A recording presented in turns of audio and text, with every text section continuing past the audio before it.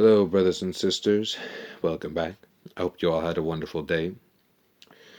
And today we start on 1 Samuel chapter 18.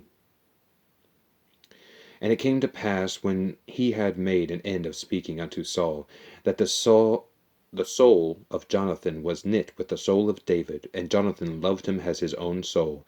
And Saul took him that day, and would let him go no more home to his father's house.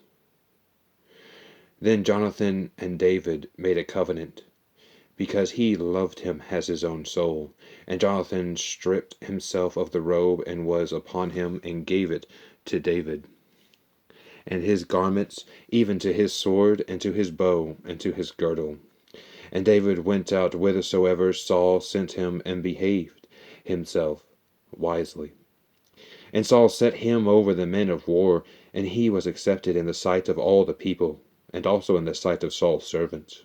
And it came to pass, as they came when David was returned from the slaughter of the Philistine, that the women came out of all the cities of Israel, singing and dancing, to meet King Saul with tabrets, with joy and with instruments of music.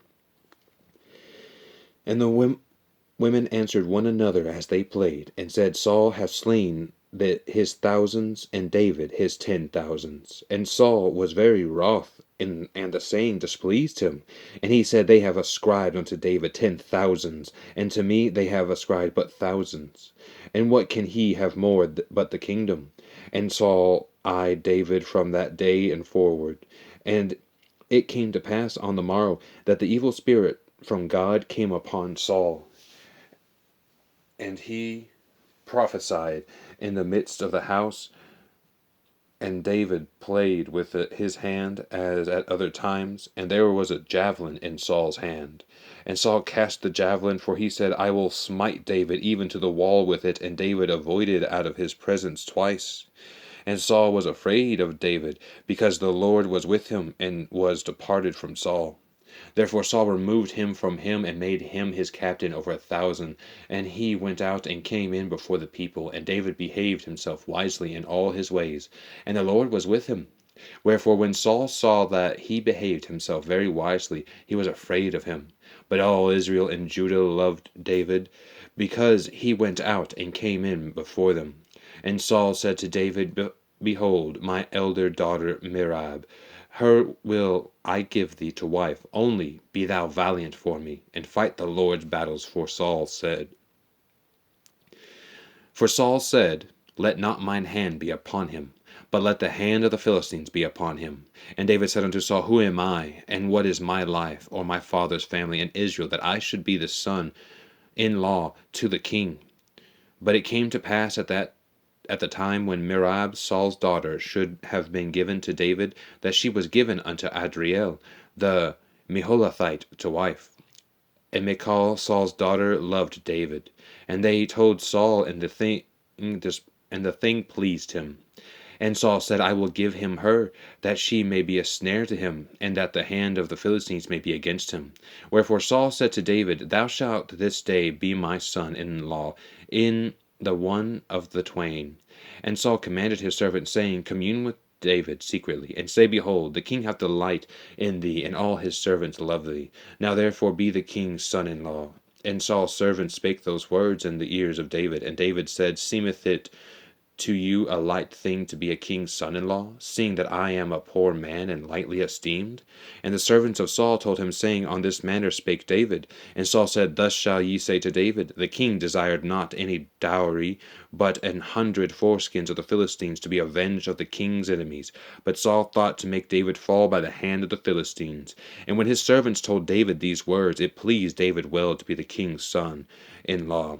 And the days were not expired. Wherefore David arose and went, he and his men, and slew of the Philistines 200 men.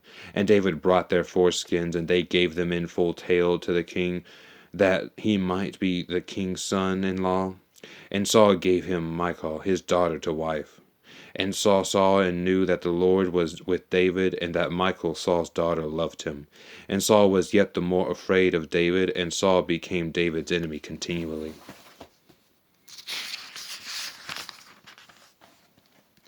Then the princes of the Philistines went forth, and it came to pass after they went forth, that David behaved himself more wisely than all the servants of Saul, so that his name was much set by. And Saul spake to Jonathan his son, and to all his servants, that they should kill David. But Jonathan Saul's son delighted much in David. And Jonathan told David, saying, Saul my father seeketh to kill thee. Now therefore I pray thee, take heed to thyself until the morning, and abide in a secret place, and hide thyself. I will go out and stand beside my father in the field where thou art, and I will commune with my father of thee, and what I see that I will tell thee. And Jonathan spake good of David unto Saul his father, and said unto him, Let not the king sin against his servant, against David, because he hath not sinned against thee, and because his works have been to thee word very good. For he did put his life in his hands, and slew the Philistines, and the Lord wrought a great salvation for all Israel. Thou sawest it, and didst rejoice. Wherefore then wilt thou sin against innocent blood, to slay David without a cause? And Saul hearkened unto the voice of Jonathan, and Saul sware, As the Lord liveth, he shall not be slain.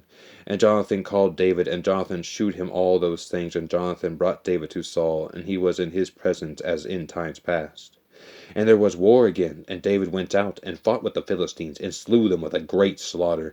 And they fled from him, and the evil spirit from the Lord was upon Saul, as he sat in his house with his javelin in his hand, and David played with his hand. And Saul sought to smite David even to the wall with the javelin, but he slipped away out of Saul's presence, and he smote the javelin to the wall, and David fled and escaped that night. Saul also sent messengers unto David's house, to watch him and to slay him in the morning. And Michal, David's wife, daughter's wife. Ain't that funny, y'all? Sorry. Michal, David's wife, told him, saying, If thou save not thy life tonight, tomorrow thou shalt be slain.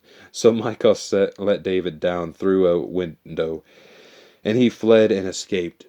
And Michal took an image and laid it in the bed, and put a pillow of goat's hair for his bolster, and covered it with a cloth. And when Saul sent messengers to take David, she said, He is sick. And Saul sent the messengers again to see David, saying, Bring him up to me in the bed, that I may slay him.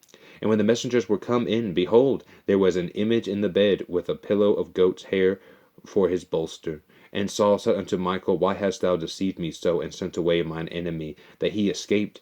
And Michal answered Saul, He said unto me, Let me go. Why should I kill thee? So David fled and escaped, and came to Samuel to Ramah, and told him all that Saul had done to him. And he and Samuel went and dwelt in Naioth. And it was told Saul, saying, Behold, David is at Naioth in Ramah. And Saul sent messengers to take David. And when they saw the company of the prophets prophesying, I feel like I messed that up, sorry. And Samuel standing as appointed over them, the Spirit of God was upon the messengers of Saul, and they also prophesied. And when it was told Saul, he sent other messengers, and they prophesied likewise. And Saul sent messengers again the third time, and they prophesied also. Then went he also to Ramah, and came to a great well that is in Secure. And he asked and said, Where are Samuel and David? And one said, Behold, they be at Naioth in Ramah. And he went thither to Naioth in Ramah, and the Spirit of God was upon him also. And he went on and prophesied until he came to Naioth in Ramah.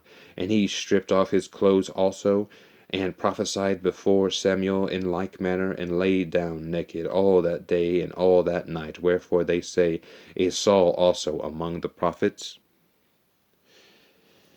And David fled from Naioth in Ramah, and came and said before Jonathan, What have I done? What is mine iniquity, and what is my sin before thy father, that he seeketh my life? And he said unto him, God forbid, thou shalt not die. Behold, my father will do nothing, either great or small, but that he will shew it me. And why should my father hide this thing from me? It is not so. And David sware moreover, and said, Thy father certainly knoweth that I have found grace in thine eyes. And he saith, Let not Jonathan know this, lest he be grieved. But truly as the Lord liveth, and as thy soul liveth, there is but a step between me and death. Then said Jonathan unto David, Whatsoever thy soul desireth, I will even do it for thee. And David said unto Jonathan, Behold, tomorrow is the new moon, and I should not fail to sit with the king at meat. But let me go, that I may hide myself in the field unto the third day at even. If thy father at all miss me, then say, David earnestly asked leave of me, that he might run to Bethlehem his city, for there is a yearly sacrifice there for all the family. And if he say thus, It is well, thy servant shall have peace. But if he be very wroth, then be sure that evil is determined by him. Therefore thou shalt deal kindly with thy servant, for thou hast brought thy servant into the covenant of the Lord with thee. Notwithstanding, if there be in me iniquity, slay me thyself. For why shouldest thou bring me to thy father? And Jonathan said, Far be it from thee. For if I knew certainly that evil were determined by my father to come upon thee, then would not I tell it thee? Then said David to Jonathan, Who shall tell me? Or what if thy father answer thee roughly? And Jonathan said unto David, Come, and let us go out into the field. And they went out both of them into the field. And Jonathan said unto David, O Lord God of Israel, when I have sounded my father about tomorrow any time, or the third day, and behold, if there be good toward David, and I then send not unto thee, and shew it thee, the Lord do so and much more to Jonathan. But if it please my father to do thee evil, then I will shew it thee, and send thee away, that thou mayest go in peace, and the Lord be with thee, as he hath been with my father. And thou shalt not only while yet I live shew me the kindness of the Lord, that I die not, but also thou shalt not cut off thy kindness from my house forever. No, not when the Lord hath cut off the enemies of David every one from the face of the earth. So Jonathan made a covenant with the house of David, saying, Let the Lord even require it at the hand of David's enemies. And Jonathan caused David to swear again, because he loved him, for he loved him as he loved his own soul. Then Jonathan said to David, Tomorrow is the new moon, and thou shalt be missed, because thy seat will be empty. And when thou hast stayed 3 days, when thou shalt go down quickly, and come to the place where thou didst hide thyself, when the business was in hand, and shalt remain by the stone Ezel. And I will shoot 3 arrows on the side thereof, as though I shot at a mark. And behold, I will send a lad, saying, Go, find out the arrows. If I expressly say unto the lad, Behold, the arrows are on the side of thee, take them. Then come thou, for there is peace to thee, and no hurt, as the Lord liveth. But if I say thus unto the young man, Behold, the arrows are beyond thee, go thy way, for the Lord hath sent thee away. As touching the matter which thou and I have spoken of, behold, the Lord be between me forever. Between thee and me forever. My bad. So David hid himself in the field, and when the new moon was come, the king sat him down to eat meat. And the king sat upon his seat, as at other times, even upon a seat by the wall. And Jonathan arose, and Abner sat by Saul's side, and David's place was empty. Nevertheless Saul spake not anything that day, for he thought, Something hath befallen him. He is not clean, surely he is not clean. And it came to pass on the morrow, which was the 2nd day of the month, that David's place was empty. And Saul said unto Jonathan his son, Wherefore cometh not the son of Jesse to meat? Neither yesterday nor today. And Jonathan answered Saul, David earnestly asked leave of me to go to Bethlehem. And he said, Let me go, I pray thee, for our family hath a sacrifice in the city, and my brother he hath commanded me to be there. And now if I have found favor in thine eyes, let me get away, I pray thee, and see my brethren. Therefore he cometh not unto the king's table. Then Saul's anger was kindled against Jonathan, and he said unto him, Thou son of perverse rebellious women, do not I know that thou hast chosen the son of Jesse to thine own confusion, and unto the confusion of thy mother's nakedness? For as long as the son of Jesse liveth upon the ground, thou shalt not be established, nor thy kingdom. Wherefore now, and send and fetch him unto me, for he shall surely die.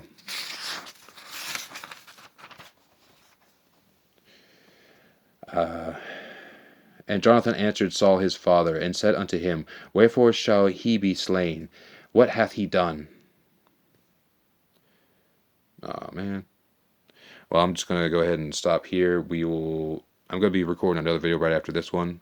We're going to be on 1 Samuel chapter 20, verse 33. The video length is too short, and it's about to cut me off. So I am deeply sorry about this. You all do bear with me. See you in a moment.